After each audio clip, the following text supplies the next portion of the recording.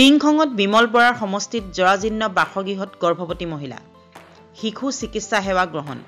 বহুবাৰ আবেদন নিবেদন কৰিও নিৰ্মাণ নহল ঢেকিয়ানী উপস্বাস্থ্য কেন্দ্ৰ 1993 চনতে স্থাপন হোৱা এটা স্বাস্থ্য উপকেন্দ্ৰ প্ৰায় 3 দশকৰ পূৰ্বে স্থাপন কৰা এই স্বাস্থ্য কেন্দ্ৰটোৰ বৰ্তমানৰ অৱস্থা দেখি আপোনাৰো চকু কপালত উঠিব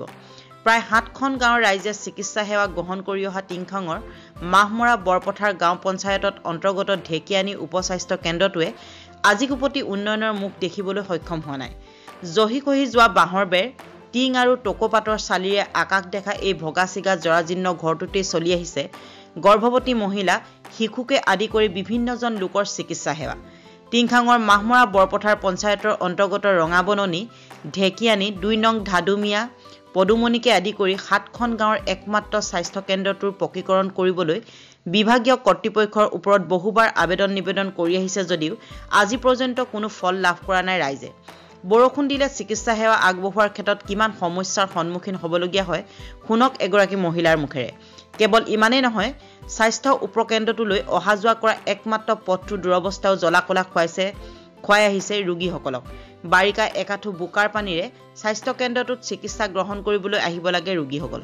সভা চলি আছে 1993 স্থাপিত হোৱা এই স্বাস্থ্য উপকেন্দ্ৰখন কিন্তু আজি পৰ্যন্ত মানে প্ৰশিক্ষণ হোৱা নাই আৰু বহুতবাৰ আবেদন কৰিও আমি একো সফল পোৱা নাই আৰু বিশেষকৈ এইটো এই ৰাস্তাটো স্বাস্থ্য উপকেন্দ্ৰলৈ আহিবৰ কাৰণে বিশেষকৈ গৰ্ভৱতী মহিলা বা কণ শিশুক লৈ আলিটো সুচল হ'ব লাগে তাৰ আজি ইমান বছৰ হ'ল নাই বোকা পানী কোনো হিল এটা পোৱা নাই আজি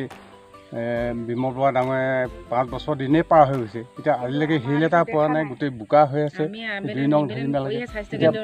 7খন গাঁও এয়া কভাৰ কৰি থকা স্বাস্থ্য উপকেন্দ্ৰটো অকণমান চৰকাৰে হ'লেও চিন্তা কৰিব লাগে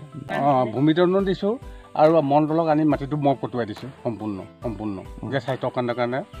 অনুদান দি দিছোঁ সেৱা আগবাঢ়ি যাওক ৰাইজে কি ক'ব চৰকাৰলৈ কি আহ্বান জনাব চৰকাৰক আমি এইটোৱে আহ্বান জনাওঁ যে এই স্বাস্থ্য কেন্দ্ৰটো অতি সোনকালে প্ৰশিক্ষণ হওক তাৰপৰা দ্বিতীয়তে এই ৰাস্তাটো গৰ্ভৱতী মহিলা আৰু কণ শিশুৰ কাৰণে বিশেষকৈ অসুবিধা সেইটো কাৰণে ৰাস্তাটো অতি সোনকালে হ'ব লাগে বুলি মই চৰকাৰক আহ্বান জনাইছোঁ স্বাস্থ্য উপকেন্দ্ৰ আপুনি ইয়াৰে আশা হয় এইটোত আপোনালোকে চিকিৎসা সেৱা আগবঢ়াবলৈ কষ্ট নহয় জানো হয় বহুত কষ্ট হয় আমাৰ নিজে আমি চাফ চিকুণ কৰি মেলি গৰ্ভৱতী মহিলাসকলক এতিয়া এনেকুৱা ভগা চিগা অৱস্থা আপোনালোকে দেখিছে শিশুসকলক এনেকুৱা অৱস্থাত আমি সেৱা আগবঢ়াবলগীয়া হৈছে সেইকাৰণে আমাৰ যথেষ্ট কষ্ট হয় আৰু ৰাস্তাটো অলপ অসুবিধা হয় সেইকাৰণে যথেষ্টখিনি অসুবিধা হৈছে আমাৰ মানে ইয়াতো বৰষুণ দিলে পানী পৰে এতিয়া কেতিয়াবা বুধবাৰ দিনটোত আমাৰ কেম্প হয় যেতিয়া সেইদিনাখনে বৰষুণ দিয়ে তেতিয়া বহিবলৈ দিবলৈও অসুবিধা হয় পপুলেশ্যন 9,000 মান হ'ব চাগে মই অনুমানিক কৈছোঁ সেইটো সঠিককৈ বাইদেৱে জানিব NM বাইদেউগৰাকীয়ে আবেদন কৰিছিলে নেকি আপোনাৰ কৰি থকা হৈছে আমি এবাৰ নহয় কমেও আজি 6-7 বাৰমান আমি নিজে কৰিছোঁ আৰু আমি আমাৰ বিধায়ক বিমল বৰা ডাঙৰীয়াক আমি নিজে গৈ দৰখাস্ত দিছোঁ বাৰে প্ৰতি তেখেতকো আমি জনাই থকা হৈছে বা উপ বিভাগতো আমি এই বিষয়ে জনোৱা হৈছে কিন্তু আমাৰ ইয়ালৈকে আজিলৈকে এনেকুৱা এখন স্বাস্থ্য উপকেন্দ্ৰ নাই বুলি ক'ব পাৰি কিন্তু অহা নাই আমাৰ ইয়ালৈ একো সুবিধা তেনেকৈ কি জনাব আকৌ কিবা আহ্বান জনাব নি চৰকাৰক আমি চৰকাৰক এতিয়া আহ্বান জনাইছোঁ স্বাস্থ্যমন্ত্ৰীক আৰু মুখ্যমন্ত্ৰীক আমি আবেদন জনাইছোঁ